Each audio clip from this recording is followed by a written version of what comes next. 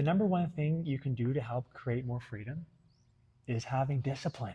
Yeah. And I think about that in terms of, from a health standpoint, is by having some structure and scheduling, whether it's your workout, getting to my chiropractor, scheduling my meals, having a set framework for the week, Yeah. right? It helps me create more freedom later on. And it may be freedom in the sense of I can move better, recover quicker, bounce back, play with my kids easier, or, go on walks and be at the park and be present, right? Yeah, we had a really interesting conversation on this topic this week in the gym. And essentially, it is along the lines of, having that freedom, what that looks like for you later in life. So we have a coach at the gym, 72, and it's really interesting because people forget that this person is 72 because often this individual is moving better, doing more than a lot of people who are in their like mid 40s, 50s, 60s.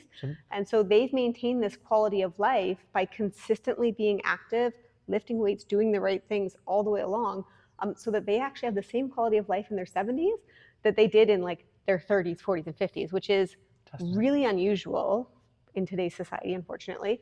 But like, for me, that's the goal in life. I want to be able to do what I do today when I'm 70. Absolutely. That's the quality of life I want to maintain. Yeah. And so you need to kind of think about that. Like, what is your goal? Like, what does freedom at 70 look like to you? And for me, it's just being able to get out, ride your bikes with your grandkids. You don't have to think about things you want to do. You just have the freedom to do it.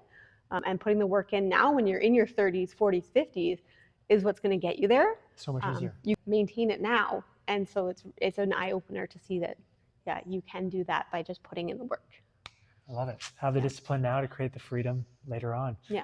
Later on in the long vision and from week to week.